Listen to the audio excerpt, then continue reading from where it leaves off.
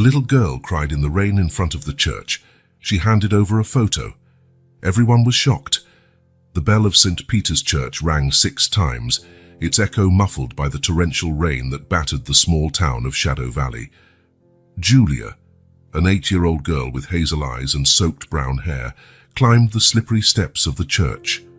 Her small, trembling hands clutched a prayer book to her chest, protecting something precious hidden within its pages. Lightning streaked across the dark sky like silver veins, casting dancing shadows on the stone gargoyles that adorned the roof of the centuries-old church. The wind howled, as if trying to tear secrets long buried from the very walls of the sanctuary. At the top of the steps, Father Anthony waited, an imposing figure in his black cassock. His eyes, usually kind and welcoming, now carried a shadow of concern. He watched Julia approach, aware that something extraordinary was about to happen. "Julia!" The priest's voice was barely audible over the roar of the thunder. "Feos, what are you doing here alone in this storm, my child?" The girl, drenched and trembling, did not reply immediately. Instead, she opened the prayer book with trembling fingers. From within, she pulled out an old, yellowed photograph. At that moment, the last parishioners were leaving the church after the evening mass. They stopped, intrigued by the unusual scene, the soaked little girl, the priest with a shocked expression, and a mysterious photograph. Julia held up the photo, her tears mingling with the raindrops streaming down her pale face. "Who is he, Father Anthony?" Her voice was barely a whisper. "Why did Mom cry when she saw this?" The priest paled at the sight of the image. His hands trembled as he took the photo, as if he were holding something sacred and dangerous at the same time. In the photograph, a boy of about 5 years old smiled, his eyes bright and full of life. Behind him, almost hidden in the shadows, was St. Peter's Church, exactly as it was today, except for one crucial detail that only the most observant would notice. Father Anthony's face twisted in a mixture of recognition, fear, and a guilt. He looked at Julia, then at the parishioners who were gathering, curious and apprehensive. "My God," whispered the priest, his voice almost inaudible. "After all these years—" A scream cut through the air, overpowering even the noise of the storm. At the base of the church steps, a middle-aged woman watched the scene in horror. It was Laura, Julia's mother. "No!" Laura screamed, desperately climbing the slippery stone steps. "Julia, what have you done?" But it was too late. The secret, kept for so long, was about to come to light. And nothing, not even the furious storm raging around them, could stop the truth from being revealed. As the rain continued to fall mercilessly, Father Anthony looked up at the dark sky, as if seeking divine guidance. He knew that what he was about to say would forever change the lives of Julia, Laura, and the entire community of Shadow Valley. With a heavy sigh, he turned to face the anxious gazes surrounding him. "Come inside, everyone," he said, his voice laden with resignation. "There is a story you all need to hear, a story that began 13 years ago, on a night very much like this one." The parishioners, intrigued and apprehensive, followed the priest inside the church. The sound of the rain against the stained glass windows created a surreal atmosphere, as if time itself had stopped to listen to the revelation that was about to come. Julia, still holding the photo, looked at her mother. Laura was pale, her eyes wide with fear and something else. Guilt. Shame. "Mom," Julia called, her voice small and scared. "Who is the boy in the photo?" Laura opened her mouth to answer, but no sound came out. She looked helplessly at Father Anthony, as if pleading for help. The priest placed a gentle hand on Julia's shoulder. "Come, my child, sit here in front. It is time for you to learn the truth about your family." As everyone settled into the church pews, a heavy silence fell over the congregation. Father Anthony stood before the altar, Julia's photo in his trembling hands.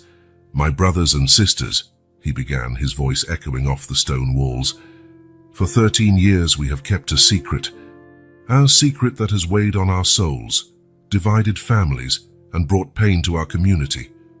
Today, thanks to the innocent courage of this child, that secret comes to light." He held up the photo for everyone to see. This boy, this is Michael, Julia's older brother. A shocked murmur rippled through the church.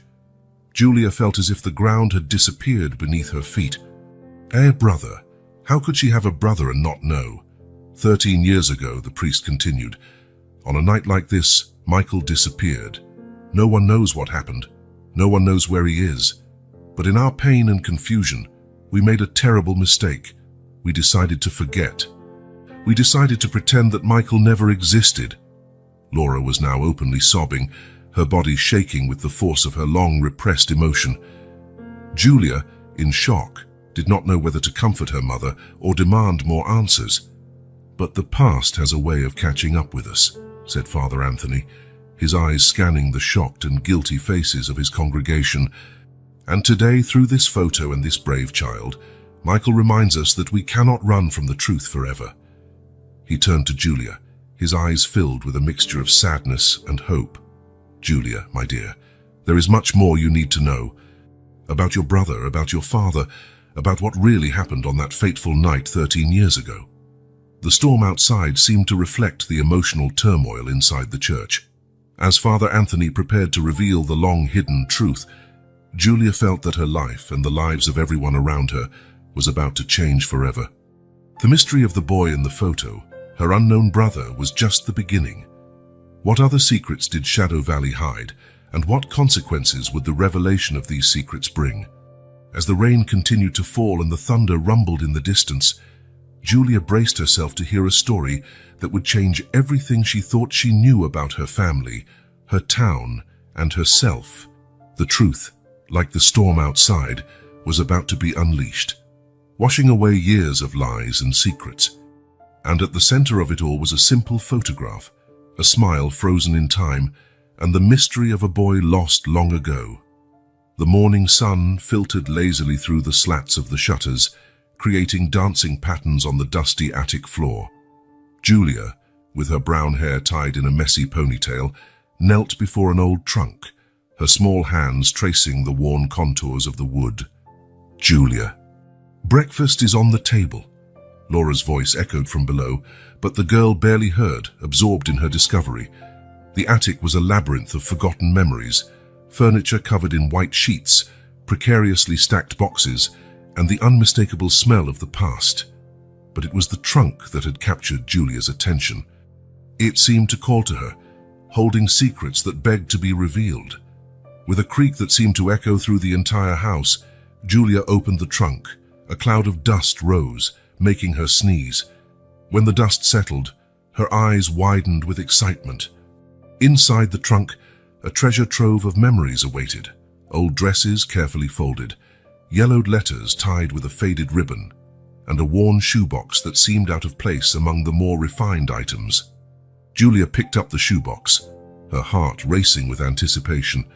As she opened it, she found a collection of old photographs. Her curious gaze traveled over the black and white images of people she did not recognize, until, "Oh," she exclaimed softly, pulling a photo from the middle of the pile. It was a colored image, more recent than the others. In it, a boy of about 5 years old smiled radiantly at the camera. His eyes, a deep blue, seemed familiar somehow. Behind him, Julia recognized St. Peter's Church, though something seemed different. "Julia, come down right now or you'll be late for school." Laura's voice sounded closer now, her footsteps echoing on the stairs. On impulse, Julia stuffed the photo into the pocket of her dress.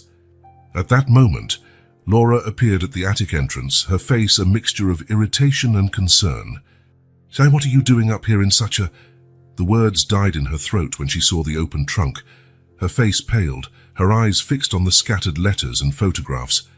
"Mom," Julia called, noticing the sudden change. "Is everything okay?"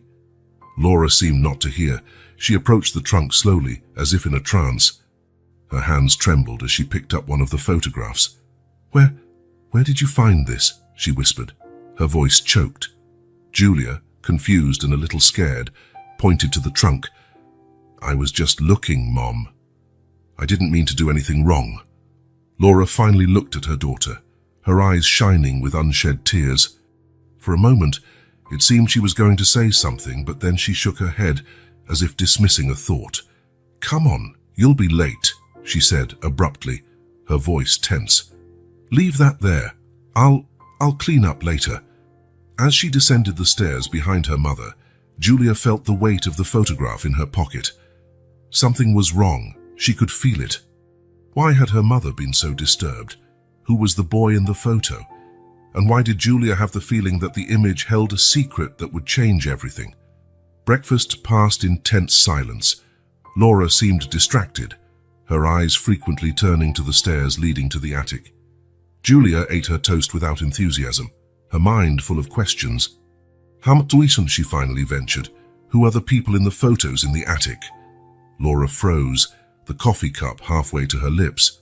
"What photos, dear?" Her voice tried to sound casual, but Julia noticed the subtle tremor. "The photos in the trunk," Julia insisted. "There are lots of them, and letters too." Laura placed the cup on the table with a dull thud. "Julia, I told you not to mess with the things in the attic. They are just old memories, nothing important." But Julia could not let it go. Curiosity consumed her.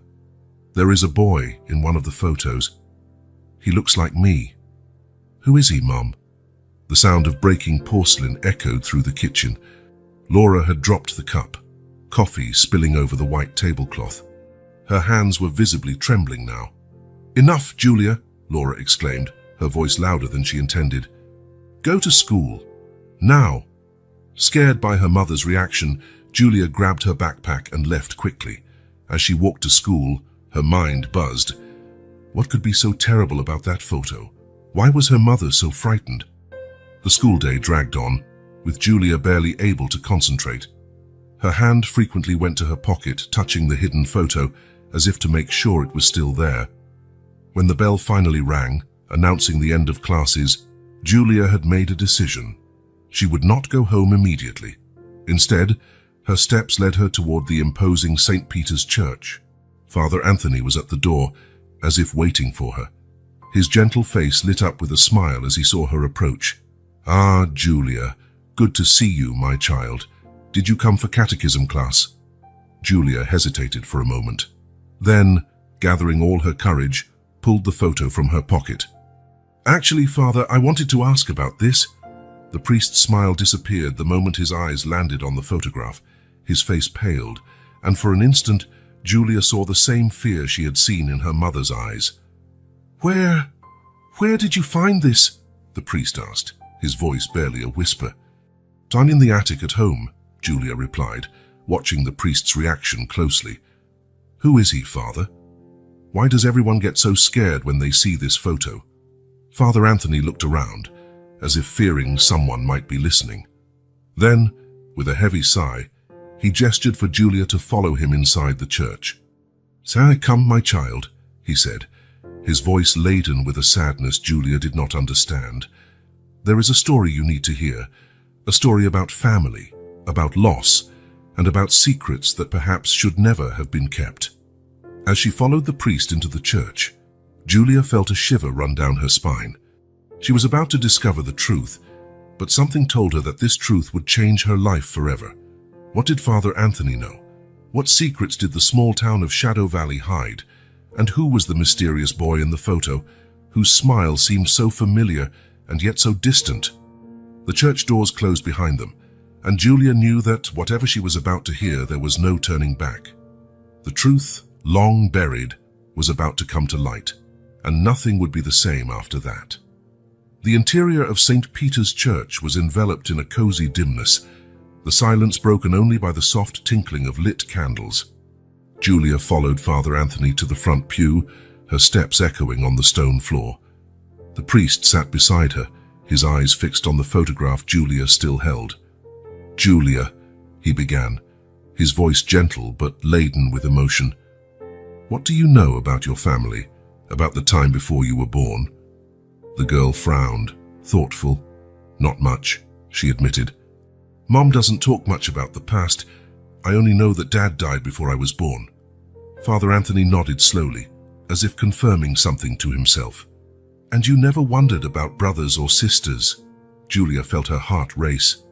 "Sometimes," she whispered, Sometimes I dream that I have an older brother, but it's just a dream, isn't it? The priest closed his eyes for a moment, as if seeking strength. When he opened them again, they were filled with unshed tears. Dreams are not always just dreams, my dear, he said softly. Sometimes they are memories that our heart keeps, even when our mind forgets. With trembling hands, Father Anthony took the photograph from Julia's hands. This boy, he said, pointing to the smiling child, is Michael, your older brother. Julia's world seemed to stop. She stared at the photo, her heart beating so hard she was sure the priest could hear it. My brother, she whispered, incredulous. But how? Why did Mom never tell me? Father Anthony sighed deeply.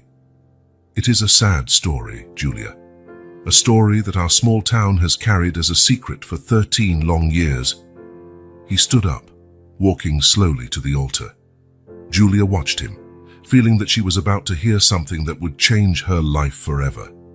Michael was 5 years old when he disappeared, the priest began, his voice echoing through the empty church. It was on a night like last night, dark and stormy. He was playing in the church garden while his parents, your mother and father, were in a meeting inside.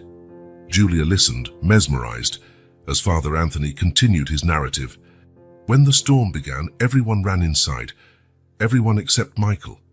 When we realized he was missing, the priest paused, swallowing hard. It was too late. He had disappeared without a trace. But how is that possible? Julia asked, her voice trembling. Someone must have seen something. Father Anthony shook his head sadly. The storm was fierce, Julia.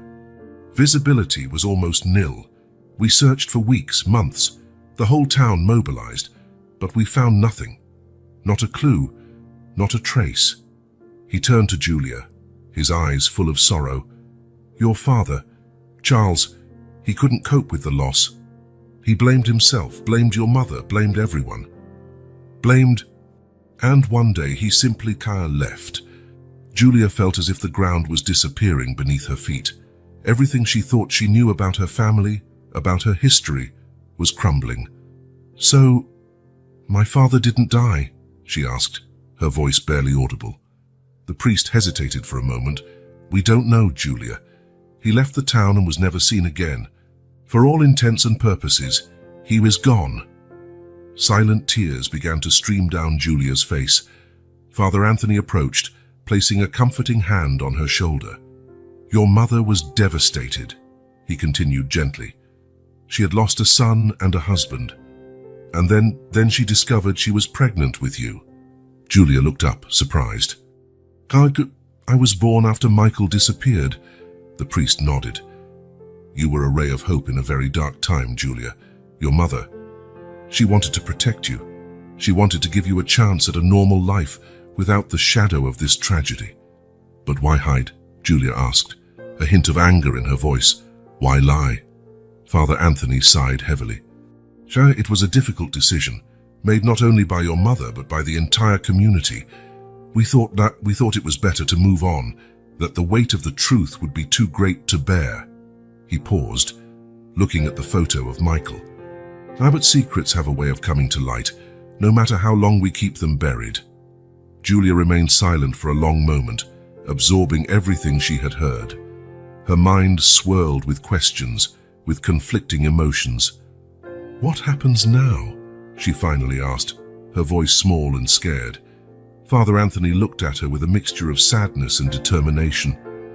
Now, my dear, the truth comes to light. We can no longer pretend that Michael never existed.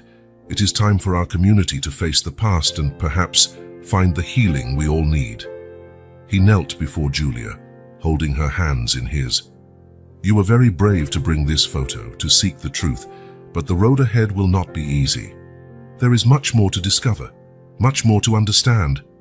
Julia nodded slowly, feeling the weight of responsibility on her small shoulders. I want to know everything, she said, her voice gaining strength. About Miguel, about my father, about what really happened that fateful night. Father Antonio smiled gently. And you will, my child. But first, we need to talk to your mother. She deserves to know that the truth has come to light. As they rose to leave the church, Julia took one last look at the photo of Miguel.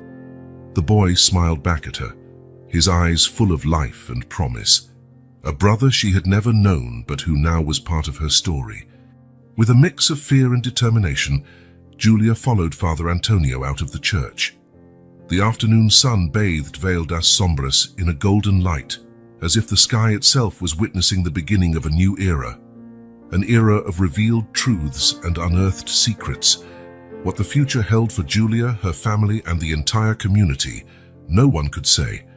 But one thing was certain: nothing would be the same as before. The truth, long hidden, was about to change everything. The sky over Vale das Sombras darkened quickly, heavy clouds gathering on the horizon like ominous omens. Julia watched from her bedroom window, her heart torn between fear and determination. Miguel's photo burned in her pocket, a constant reminder of the secret she now carried.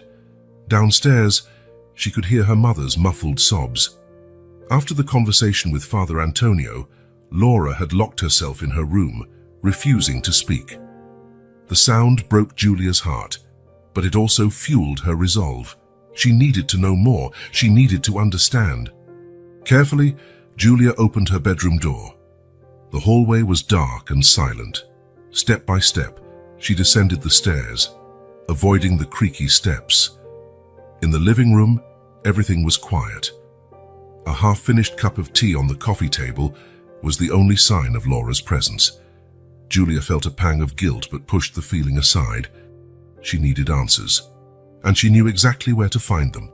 With one last glance at the staircase leading to her mother's room, Julia opened the front door and stepped out into the street. The wind was already blowing hard, carrying the scent of impending rain. The leaves on the trees whispered restlessly, as if trying to warn Julia to turn back. But she pressed on, her determined steps leading her towards St. Peter's Church. Distant thunder echoed, and the first drops of rain began to fall as Julia spotted the church tower on the horizon. She quickened her pace, her heart beating faster and faster. Suddenly, a flash of lightning lit up the sky, followed by a deafening crash of thunder. The rain intensified in a matter of seconds, turning into a downpour. Julia ran, her clothes quickly soaked. The photo in her pocket felt like lead, an anchor tying her to the mystery she needed to solve. Meanwhile, at the church, Father Antonio was preparing to close the doors. The storm had caught him by surprise, and he was hurrying to protect the interior of the sanctuary. It was then that he saw her, a small figure running in the rain, climbing the slippery steps of the church. "Julia?" he called, incredulous. "My God, child, what are you doing here in this storm?" Panting and drenched, Julia stopped in front of him. Her large, determined eyes met the priest's. "Father Antonio," she said, her voice trembling slightly. "I need to know more. I need to understand what happened to Miguel." The priest looked from the girl to the storm outside, undecided. "Julia, does your mother know you're here?" Before she could answer, a scream pierced the air, overpowering even the sound of the rain. "Julia! Julia, where are you?" It was Laura's voice, desperate and terrified. Father Antonio looked again at Julia, then at the photo in her hands. His expression was a mixture of fear, guilt, and resignation. "Come," he finally said, guiding Julia inside the church. "There's something you need to see." As they entered, the last parishioners sheltering from the storm watched them with curiosity. The rain continued to fall mercilessly outside, as if the sky itself wept for the secrets about to be revealed. The priest led Julia to a side door hidden behind the altar. With an old key, he unlocked it, revealing a narrow staircase leading to a basement. "This is the church's archive," Father Antonio explained, lighting a dim lamp. "Here we keep records dating back to the founding of Vale das Sombras." Julia looked around, impressed by the shelves full of old books and dusty boxes. The smell of old paper and forgotten secrets filled the air. The priest went to a specific shelf, pulling out a box marked with the year of Miguel's disappearance. Carefully, he opened it, revealing a stack of newspaper clippings, police reports, and more photographs. "These are all the records we have about your brother's disappearance," said the priest, his voice low and grave. "Can't use testimonies. theories, everything is here. Julia picked up one of the clippings, her eyes scanning the headlines. Boy disappears during storm.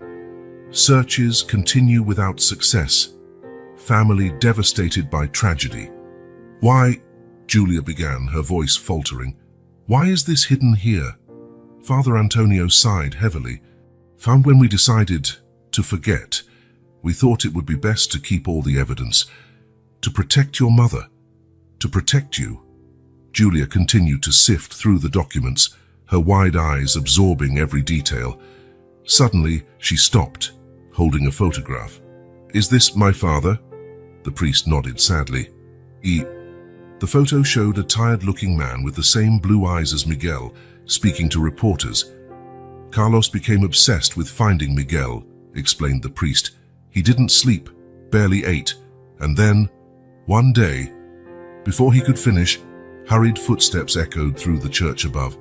Laura's frantic voice called for Julia. Father Antonio looked at the stairs, then back at Julia. Are we ready for this? He asked softly. Julia held tightly to the photo of her father and the one of Miguel. With a determination beyond her years, she nodded. Yes, she said. No more secrets. Together they climbed the stairs, ready to face Laura and the storm of truths about to be unleashed. Outside, the rain continued to fall, washing away the past and paving the way for an uncertain but honest future. Father Antonio emerged from the church basement with Julia by his side, both carrying stacks of documents and photographs. The girl's face was pale but determined, while the priest wore an expression of resignation and relief. Laura stood in the middle of the nave, drenched from the rain and with eyes wide with panic. Seeing her daughter, she rushed towards them. Julia, thank God you're safe. She hugged the girl tightly, then pulled back to look at her with a mix of relief and anger. What were you thinking, going out in the storm like that? Before Julia could respond, Laura's eyes fell on the documents in her daughter's hands. Her face turned even paler. What is this? She whispered, her gaze shifting between Julia and Father Antonio. What did you show her? The priest stepped forward, his voice calm but firm. Laura, it's time. We can no longer hide the truth. The few parishioners still in the church, taking shelter from the storm, watched the scene with curiosity and apprehension. The air was thick with tension, as if everyone sensed that something monumental was about to happen. Laura shook her head frantically. No, we can't do this. We promised. All of us promised. Mom, Julia interrupted softly, holding out the photo of Miguel. Who is he? Please, tell me the truth. The ensuing silence was deafening. Laura looked at the photo, tears welling up in her eyes. Finally, with a trembling sigh, she nodded. Let's sit down, Father Antonio suggested, guiding mother and daughter to the front pew. He turned to the curious parishioners. My brothers and sisters, I ask for your privacy, or if you prefer, stay and listen, for this story belongs to all of us. Surprisingly, no one moved. Perhaps it was the storm outside, or perhaps it was the weight of secrets long kept, but everyone seemed to feel that they needed to be there. Father Antonio sat beside Laura and Julia, his hands clasped in his lap. Julia, he began, the boy in the photo is Miguel, your older brother. Laura sobbed quietly, but did not interrupt. 13 years ago, the priest continued, on a night very much like this one, Miguel disappeared. He was playing in the churchyard while there was a meeting inside. When the storm began, everyone ran for cover, but Miguel was nowhere to be found.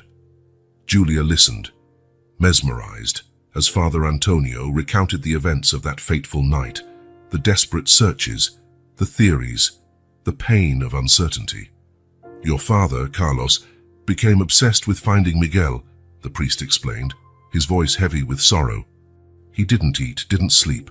He spent entire days scouring the forest, questioning people, following the slightest lead. Laura interjected, her voice trembling. He blamed me. He blamed everyone. He said we hadn't searched hard enough, that we were giving up too easily. And then, Father Antonio continued, about a year after Miguel's disappearance, Carlos simply left. He left a note saying he would find his son, no matter the cost. Julia felt as if the ground were disappearing beneath her feet.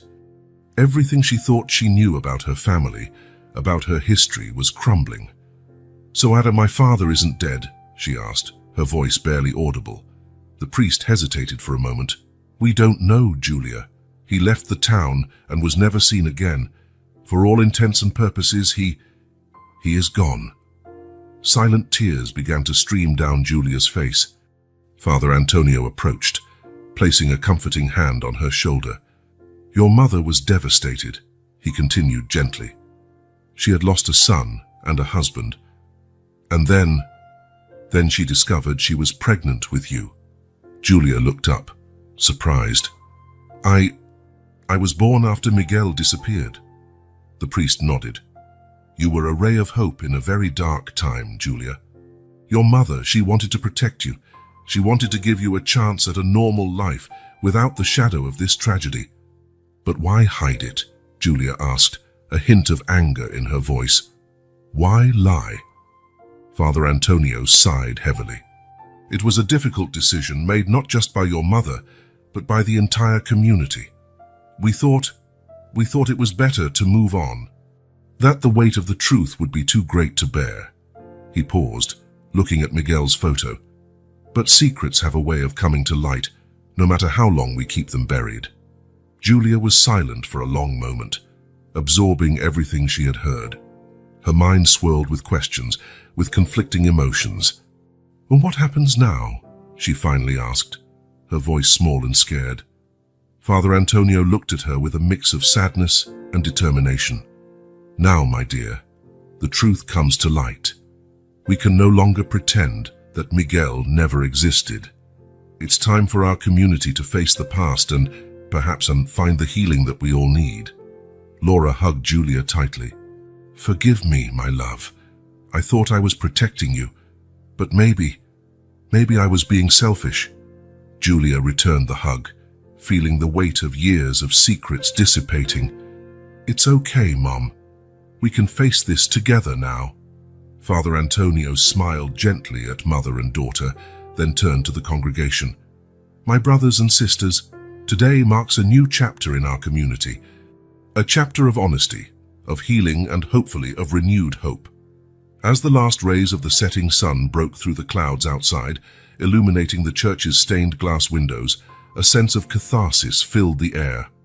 The secrets of Vale das Sombras had been exposed to the light, and although the path ahead was uncertain, there was a palpable sense that, finally, healing could begin. Julia held her mother's and Father Antonio's hands, feeling, for the first time, truly connected to her story, her family, and her community. The mystery of Miguel still loomed over them, but now at least they could face it together in the light of day. The afternoon sun filtered through the colorful windows of St. Peter's Church, casting a kaleidoscope of light on the stone floor. Julia, her heart pounding, climbed the steps to the altar, Miguel's photo clutched in her small hand. Father Antonio was turned away, arranging sacred objects for the next Mass, when the sound of hesitant footsteps made him turn around. "Julia?" he asked, surprised to see the girl alone in the church. "What are you doing here, my child?" The girl swallowed hard, gathering all her courage. With trembling hands, she held out the photograph to the priest. "Say, Father Antonio, who is this boy?" The moment the priest's eyes fell on the image, time seemed to freeze. The welcoming smile on his face dissolved, replaced by an expression of shock and immediate recognition. His hands, usually steady when holding the sacred chalice, visibly trembled as he took the photo. "My God," he whispered, his voice barely audible. "After all these years..." The ensuing silence was deafening. Julia watched intently, noting every reaction, every nuance of the priest's expression. His eyes, normally serene, now reflected a storm of emotions: surprise, fear, guilt, and finally, deep sadness. At that moment, the church doors opened, and the first parishioners began to enter for the evening Mass. Their footsteps and soft conversations echoed through the sacred space, creating a surreal contrast with the tense scene unfolding at the altar.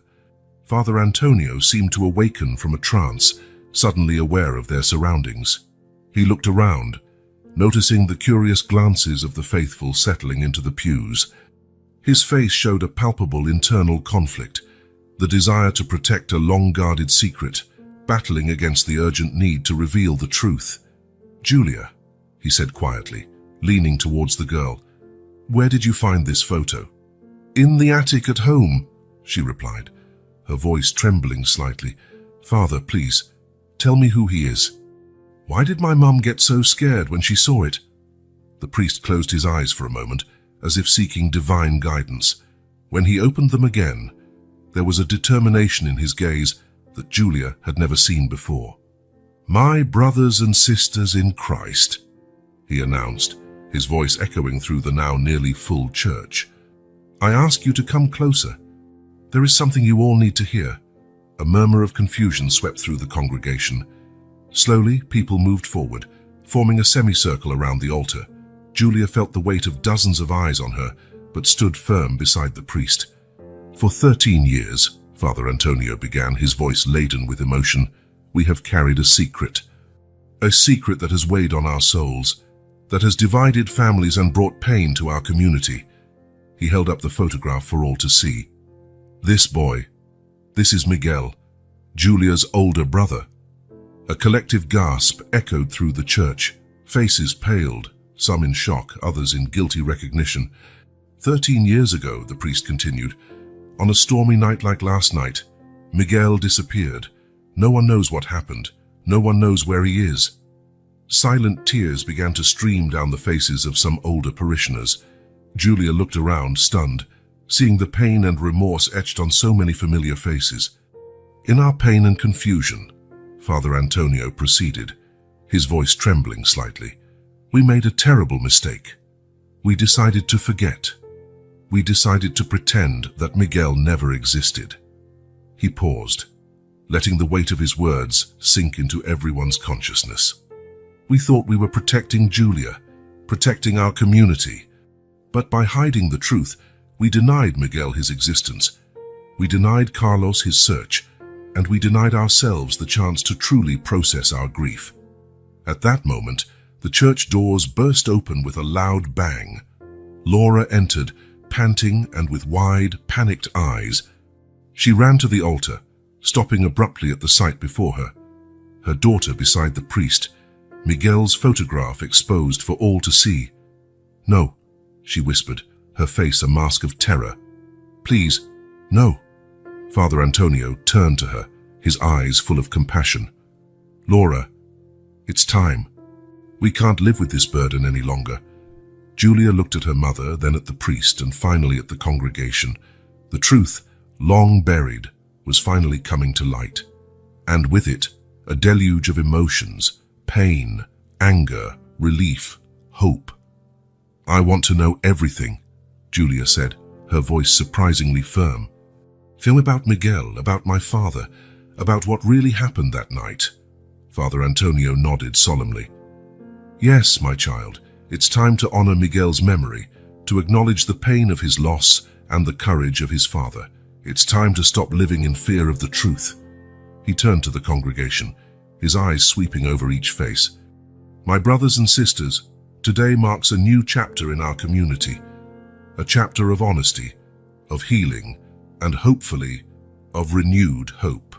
Laura, trembling, approached Julia, enveloping her in a tight embrace. "Forgive me, my love," she whispered. "I thought I was protecting you, but perhaps I was being selfish." Julia returned the hug, feeling the weight of years of secrets dissipating. "It's okay, Mom. We can face this together now." Father Antonio watched the scene with a mix of sadness and relief. The secret he had kept for so long was finally out. It was painful, yes, but also liberating. "May God give us strength," he murmured, "to face the truth, no matter how difficult, and to find the healing we all so desperately need." As the afternoon sun began to set, casting long shadows through the stained glass windows, St. Peter's Church became a sanctuary not just of prayer, but of truth and reconciliation. The mystery of Miguel, long buried, was now exposed to the light, and although the path ahead was uncertain, there was a palpable sense that, finally, healing could begin. The revelation at the church had left the entire community of Val das Sombras in a state of shock. In the days that followed, a heavy silence hung over the town, broken only by whispers and furtive glances. Julia, now at the center of a storm she barely understood, watched as the past resurfaced, bringing long-buried memories to light. It was a grey Wednesday when Julia, accompanied by her mother Laura and father Antonio, entered the town's old police station. The building, a red brick structure faded by time, seemed to carry the weight of unrevealed secrets. Sheriff Rodriguez, a middle-aged man with tired eyes that seemed to have seen too much, welcomed them into his dusty office. Piles of yellowed files covered his desk, silent witnesses to unresolved cases. "Kid, I thought this day would never come," said the sheriff, pulling a thick folder from a locked drawer. "The case of little Miguel." Julia felt a shiver run down her spine at hearing her brother's name spoken aloud, as if it were an invocation. The sheriff opened the folder, revealing old photos, reports, and marked maps. "For that night," he began, his voice rough with contained emotion, "was a nightmare. The storm was fierce, visibility almost zero. By the time the alarm was raised, it was already too late." Laura sobbed quietly, reliving the anguish of that fateful night. Father Antonio placed a comforting hand on her shoulder. "So as we scoured every inch of the town and the surrounding forest," the sheriff continued, "days turned into weeks, weeks into months, but we found nothing, not a trace, not a clue." Julia looked fascinated at the photos spread out on the desk, images of search teams, sniffer dogs, volunteers combing the forest, and among them, familiar faces, younger, marked by worry and hope. "Is this my father?" Julia asked, pointing to a photo of a man with intense blue eyes, identical to hers. The sheriff nodded gravely.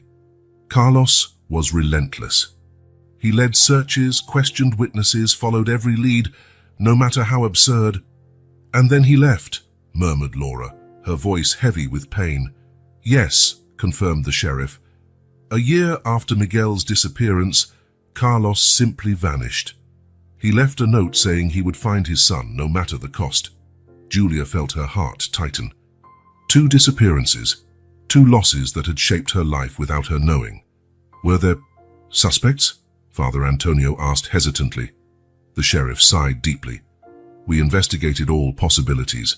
Kidnapping, accident, even—" He hesitated, looking at Laura. "The possibility that someone close was involved." Laura paled but remained firm. "Tass, we were all questioned, investigated. It was devastating. But we never found concrete evidence of a crime," the sheriff continued. "It was as if Miguel had simply vanished into the storm." Julia, absorbing every word, suddenly noticed something. "This mark on the map," she pointed to a red circle in an area of the forest. "What does it mean?" The sheriff and Father Antonio exchanged tense glances. It was the priest who answered. "It's the place where we found Miguel's cap, the only physical trace we ever had." A heavy silence fell over the room. Julia looked at her mother, seeing years of pain reflected in her eyes. "Why stop the searches?" Julia asked, her voice trembling slightly. Why, forget." The sheriff leaned back in his chair, suddenly looking very old and tired. "It wasn't an easy decision, little one, but after months of fruitless searches, after losing Carlos too, the pain was simply too great." "It was a collective decision," added Father Antonio softly. "To protect you, Julia, to give you a chance at a normal life."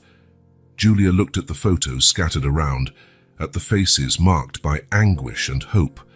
Her brother, her father, a family history she had never known. "And now?" she asked, her voice surprisingly firm. "What do we do now?" The sheriff exchanged glances with Laura and Father Antonio. It was Laura who answered, her voice choked but determined. "Now, my love, we honor Miguel's memory, and perhaps it's time to reopen the case." Father Antonio nodded solemnly. It's time to face the past, no matter how painful. We owe the truth to Miguel, to Carlos, and to you, Julia. As they left the police station, the weight of the revelations hanging over them, Julia felt a mix of emotions: sadness for the loss she never knew, anger for the secret kept for so long, but also a spark of hope. The truth, long buried, was finally coming to light, and with it, perhaps, came the chance for healing, for answers, and for a new beginning for the entire community of Vale das Sombras. The mystery of Miguel, her lost brother, was now also hers. And Julia was determined to find out what really happened on that stormy night 13 years ago. Sunday dawned with a dense fog enveloping Vale das Sombras, as if nature itself reflected the community's state of mind. St. Peter's Church, usually a beacon of hope and faith, seemed somber and oppressive under the grey sky. Julia held her mother's hand tightly as they climbed the church steps. It was the first Mass since the Revelation, and the tension in the air was palpable. Laura trembled slightly, her eyes red and swollen from sleepless nights. As they entered, silence enveloped them like a heavy blanket. The pews, usually filled with lively conversations and warm greetings, were strangely quiet. Furtive glances followed mother and daughter as they made their way to their usual spot. Father Antonio stood at the altar, his expression a mix of determination and apprehension. When his eyes met Julia's, he offered a weak but encouraging smile. As the church filled, the silence became almost deafening. It was as if everyone was holding their breath, waiting for something to happen, for someone to break the spell of muteness that had fallen over them. Finally, Father Antonio stood up to begin the Mass.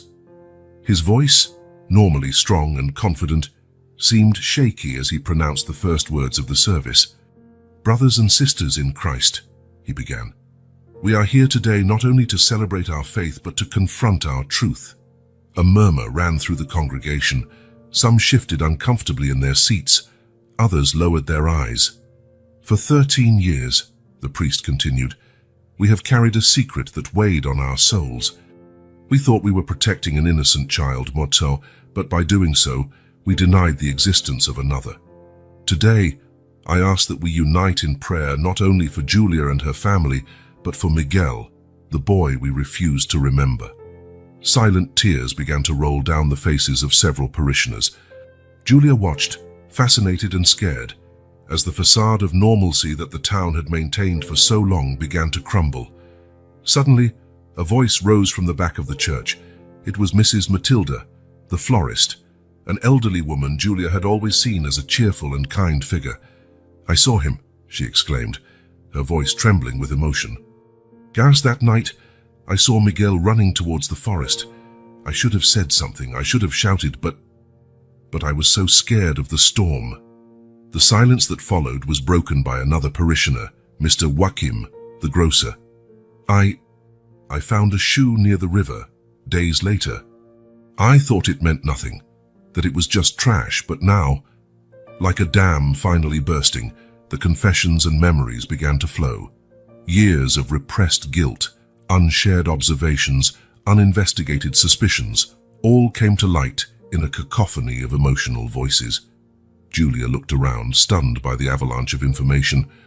Each revelation was a piece of the puzzle that was her brother's life and disappearance. Laura was now openly sobbing, overwhelmed by the memories and renewed guilt. Father Antonio tried to maintain order, but it was clear the situation had spiraled beyond his control. It was then that the church doors opened with a bang. Everyone turned to see a familiar but long-absent figure, retired Sheriff Silvera, who had led the original investigation into Miguel's disappearance. "Enough," his voice thundered through the church. 13 years of silence are enough. It's time we do things right this time." He walked to the altar, his eyes fixed on Julia. "Girl," he said, his voice softer now, "your brother deserves justice, and you deserve the truth. I'm here to officially reopen the case." A stunned silence fell over the congregation. Julia felt as if the entire world had stopped spinning for a moment. She looked at her mother, then at Father Antonio, and finally back at Sheriff Silvera. Yes, she said, her voice small but determined. I want to know what happened to Miguel. I want to know the truth, no matter how painful it is. Father Antonio nodded solemnly. Then so be it. May God give us the strength to face the past and the courage to seek the truth. As the Mass continued, now with a renewed purpose, Julia felt a mix of fear and hope growing inside her. The mystery of Miguel, long buried, was about to be unearthed, and with it, secrets long kept by Valdas Sombras. The church, once silent, now buzzed with a nervous but determined energy. The truth, like the mist outside, was about to dissipate, revealing a reality no one could predict. Sheriff Silvera's office, reopened after years of abandonment, was shrouded in a dusty gloom. Julia watched, fascinated, as the old policeman rummaged through dusty boxes, pulling out yellowed folders and faded photographs. "Here," said Silvera, his voice rough with contained emotion, "is everything we collected about Miguel's disappearance." Laura, sitting next to Julia, let out a trembling sigh. Father Antonio, standing near the window, watched the scene with a mix of apprehension and hope. "Where do we start?" Julia asked, her voice small but determined. Silvera smiled sadly. "At the beginning, of course, the night it all happened."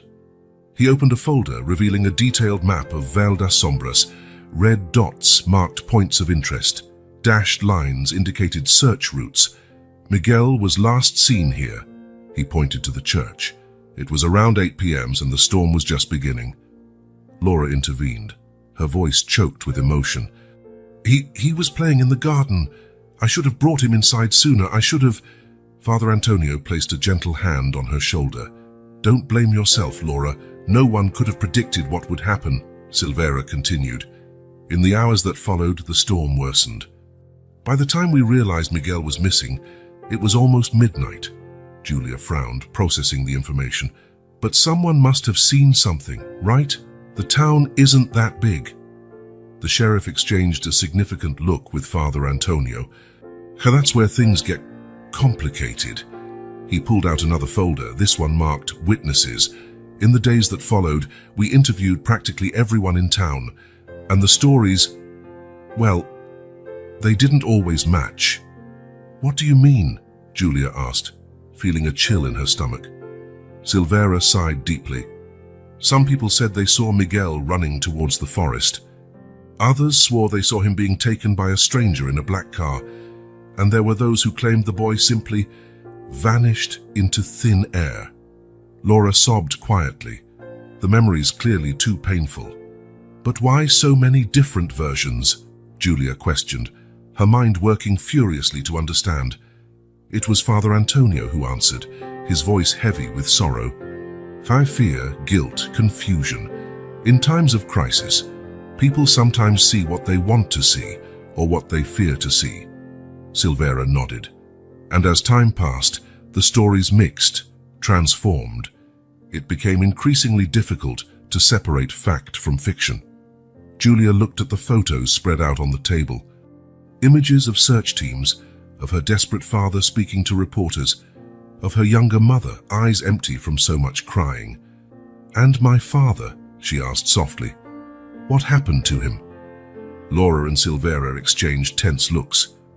Laura spoke, her voice trembling. "Carlo, he never accepted that Miguel could be, that he could have died," Silvera completed gently. "Your father refused to believe that Miguel could be dead." He pulled out another folder, this one simply marked Carlos. He spent months investigating on his own, following every lead, no matter how improbable. Julia flipped through the folder, seeing frantic notes from her father, maps with strange markings, newspaper clippings about missing children in other cities. "Ooh, and then, a year after Miguel's disappearance," Silvera continued, "Carlos also disappeared." The silence that followed was heavy, laden with unspoken emotions. "He left a letter," Laura said softly, pulling a crumpled envelope from her purse. I never showed this to anyone." With trembling hands, she handed the letter to Julia. The girl opened the envelope, carefully unfolding the aged paper. "Dear Laura," She began to read aloud. I can't live like this anymore, knowing our son is out there somewhere, needing us. I'm going to find him, no matter the cost. Take care of yourself and the baby. One day I'll return with Miguel. With love, Carlos. Silent tears streamed down Laura's face. Father Antonio murmured a quiet prayer. Julia looked at Silvera, her eyes shining with determination. Did you look for him? For my father? The sheriff nodded gravely. We did what we could, but it was as if Carlos had vanished into thin air, just like Miguel. And now? Julia asked, her voice surprisingly firm. What do we do now? Silvera stood up, walking to a large whiteboard on the wall. Now, he said, picking up a marker, we revisit every detail, every witness, every lead. No matter how much time has passed, the truth is still out there, waiting to be discovered. He began to write on the board, creating a timeline of events. We'll need everyone's help, said Father Antonio. The community needs to face its past, its guilt, its fears. Laura stood up, drying her tears. I'm ready to do whatever it takes. For Miguel, for Carlos, and for you, Julia. Julia looked at the adults around her, feeling the weight of responsibility, but also a growing determination. We'll find the truth, she said, no matter how difficult or scary it is. As the group began to work, reorganizing evidence and discussing theories, Julia couldn't help but feel a mix of fear and hope. The mystery that had defined her family for so long was finally being confronted. Outside the sun began to set, casting long shadows over Vale das Sombras. But inside that small office, a light of determination shone. The search for Miguel and the truth was just beginning. As night fell, Julia made a silent promise to her missing brother and absent father. She would find out what happened that stormy night 13 years ago. No matter the cost, no matter the secrets she had to unearth, the truth, long buried, would finally come to light. And with that promise, a new era began for Vale das Sombras, an era of confronting the past and hoping for the future. St. Peter's Church was engulfed in controlled chaos. Parishioners were arguing loudly, some crying, others demanding explanations. Father Antonio was trying in vain to restore order, his voice almost lost in the tumult. Laura held Julia protectively, both still stunned by the revelations from Carlos's diary. It was in this moment of confusion that the church doors creaked open loudly. The sound echoed through the sacred space, abruptly silencing all voices. As if commanded by an invisible force, the congregation turned in unison towards the entrance. There, framed by the twilight, stood a young man, tall and slender, with dark hair tousled by the wind and deep, familiar blue eyes. He took a hesitant step inside, his gaze sweeping over the shocked faces before him. The silence was deafening. It was Laura who broke it, with a choked cry that mixed incredulity and hope. "Miguel?" The young man smiled timidly, tears shining in his eyes. "Hi, Mom." What followed was an explosion of emotions. Laura ran to her son, enveloping him in a desperate embrace, as if afraid he might disappear again if she let go. Sobs shook her body as she touched Miguel's face, murmuring incoherent words of love and relief. Julia watched the scene, paralyzed. The brother she had never known, the ghost that had haunted her family for 13 years, was there, alive and real. When Miguel finally looked at her over Laura's shoulder, Julia felt a shiver run down her spine. It was like looking at an older version of herself. "You must be Julia," Miguel said softly, extending his hand to her. With hesitant steps, Julia approached. I always dreamed of you," she whispered, touching her brother's hand as if to make sure he was real. Father Antonio, tears streaming freely down his wrinkled face, and approached. "Miguel, my son, it's a miracle." The congregation, until then in shock, exploded in a cacophony of voices. Questions were thrown from all sides, some joyful, others accusatory. "Where have you been? Why didn't you come back sooner? What happened that night?" Miguel raised his hands, asking for silence. His voice, when he spoke, was firm but laden with emotion. "I know you all have questions. I spent years seeking answers myself, but first I need to talk to my family. Father Antonio nodded, guiding Miguel, Laura, and Julia to the sacristy, away from prying eyes. Once alone, Miguel collapsed into a chair, the weight of the years clearly visible on his shoulders. "I don't even know where to start," he said, running a hand through his hair in a nervous gesture. Laura, still holding her son's hand as if afraid he might vanish, gently encouraged him. "From the beginning, dear. What happened that night?" Miguel took a deep breath. "I was playing in the garden when I saw something strange. Her car stopped near the church, and two men were arguing. One of them mentioned children and money. I knew I shouldn't be listening, so I tried to hide. But they saw me." Julia felt a knot in her stomach, remembering her father's theories about child trafficking. "They grabbed me," Miguel continued, his voice trembling slightly. "They said I knew too much. They took me far away, to a farm in another state. There were other children there." Laura sobbed, squeezing her son's hand. Father Antonio murmured a quiet prayer. "For years, I was moved from place to place. They used us for work, for begging, but I never forgot who I was, where I came from. I knew one day I would come home." "How did you escape?" Julia asked, fascinated and horrified by her brother's story. Miguel smiled sadly. "Dad, he found me 2 years ago," Laura gasped. "Carlos, he's alive," Miguel nodded. "He never gave up searching for me. When he found me, we were being held in an abandoned mine. Dad managed to get me out, but..." His voice faltered. "But what?" Julia pressed, feeling they were about to discover their father's fate. "He stayed behind to free the other children and gather evidence. He made me promise to come home and alert the authorities. But when I returned with the police, the mine was empty. Dad had disappeared." The silence that followed was heavy, laden with conflicting emotions. Relief at Miguel's return, concern for Carlos's fate, anger at the lost years. "Why did it take you so long to come back?" Laura asked softly, no accusation in her voice. Miguel lowered his eyes. "Fear, shame. I didn't know how to face all of this. I spent the last year gathering courage, following leads about Dad's whereabouts. But I realized I needed to come back, to tell the truth. You deserved to know." Julia, who had been quiet until then, absorbing everything, finally spoke. "And now? What happens next?" Miguel looked at the sister he barely knew, but already felt a deep love for. "Now, please, we finish what Dad started. We find him, expose this trafficking network, and bring justice to all the other children."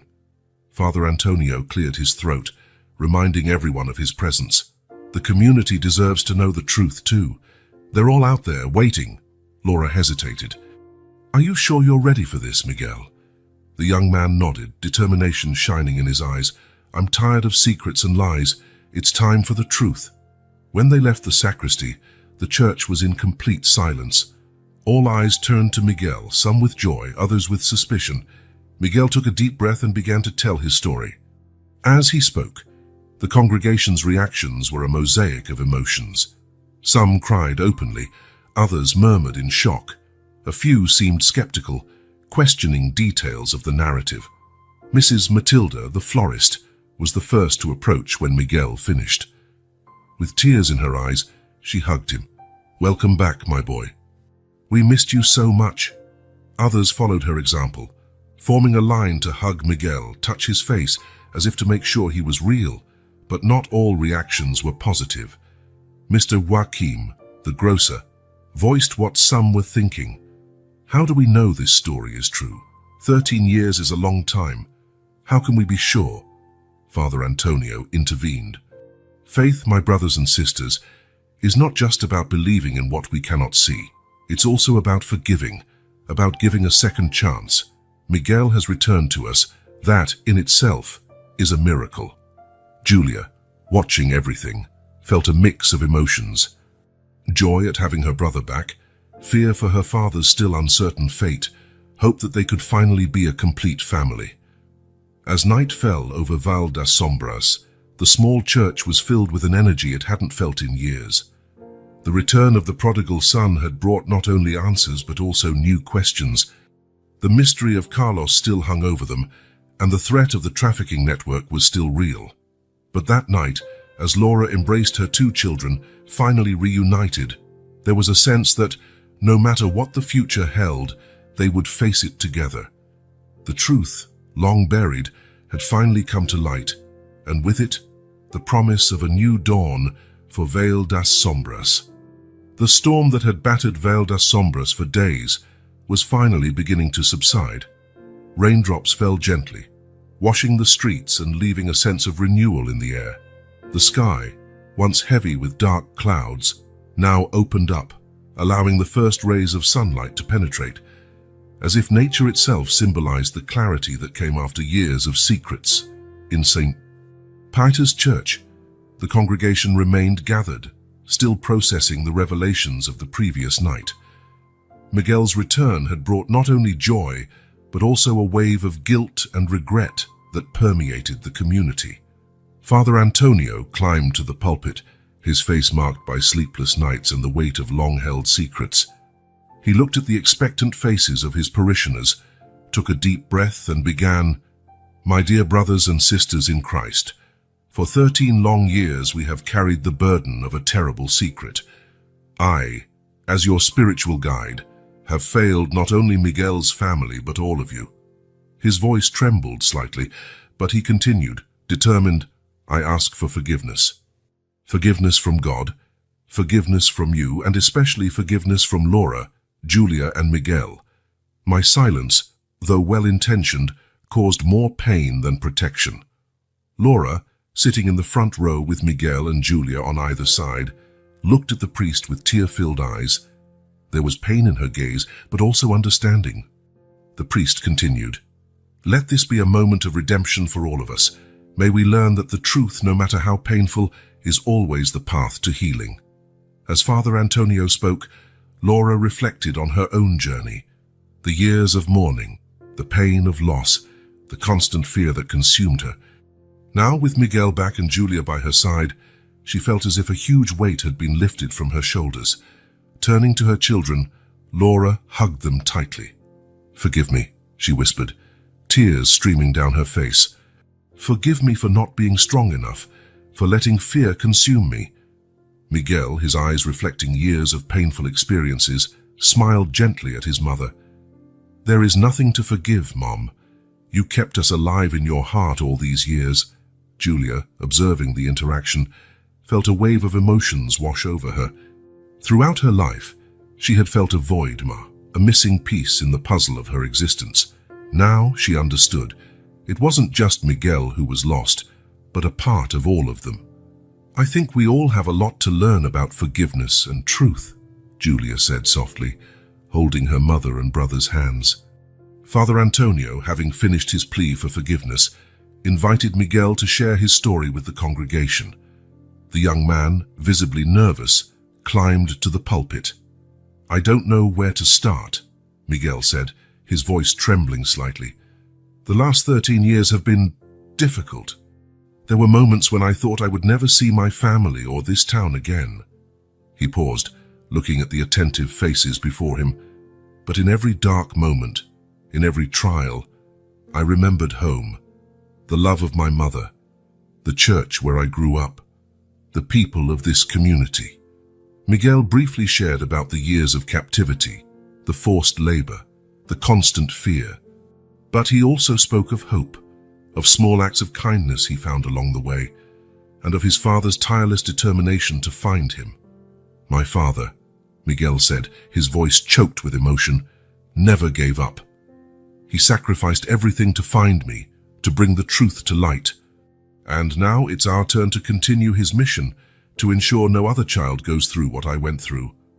The congregation listened in silence, many crying openly. Miguel's story was a testament to resilience, faith, and unconditional love. As Miguel spoke, something began to change in the atmosphere of the church. What had started as a tense and guilt-ridden gathering slowly transformed into something more hopeful. Mrs. Matilda, the florist, was the first to stand up.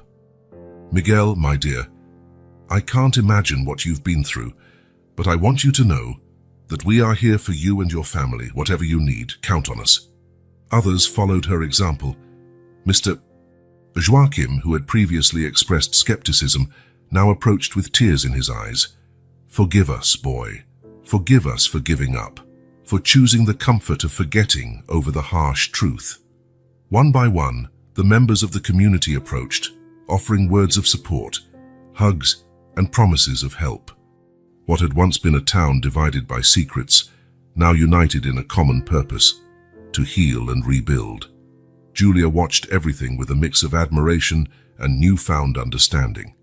She now saw how the truth, no matter how painful at first, had the power to free, to unite, to heal. Father Antonio, seeing the transformation happen before his eyes, spoke again. "My dear ones, today we witness a miracle. Not just Miguel's return, but the rebirth of our community. May this church, which for so long held secrets, now become a place of healing, of truth, and of new beginnings." As he spoke, the last rays of the setting sun penetrated the stained glass windows, bathing the interior of the church in a kaleidoscope of colors. It was as if the very light was washing away years of darkness. Laura, standing between her two children, looked around with a trembling smile. "I never thought I would see this day," she said softly, "having you both here, seeing our community united like this." Miguel hugged his mother and sister. "We still have a long way to go," he said. "Dad is still out there somewhere. And there are other children who need help." Julia nodded, determination shining in her eyes. "And we will find them, all of them, together." Father Antonio approached the family, placing a hand on each of their shoulders. "And you will have the support of the entire community. Val das Sombras has carried guilt for too long. Now it's time to carry hope." As night fell over the small town, the rain finally stopped completely. A bright rainbow formed on the horizon, like a promise of better days to come. St. Peter's Church, once a repository of dark secrets, now buzzed with renewed energy. Plans were made, promises exchanged, and for the first time in 13 years, there was a genuine sense of hope and shared purpose. Miguel, Laura, and Julia left the church hand in hand, facing the world outside together. The mystery of Carlos still hung over them, and the challenges they would face were many, but now they were no longer alone. The truth had brought not only pain but also liberation, and as Vale das Sombras prepared for a new chapter in its history, there was a shared certainty among everyone. Together, they could face any storm that came. Redemption, like the rain that had washed the town, had arrived. And with it, the promise of a new dawn, brighter and more hopeful than anyone could have imagined.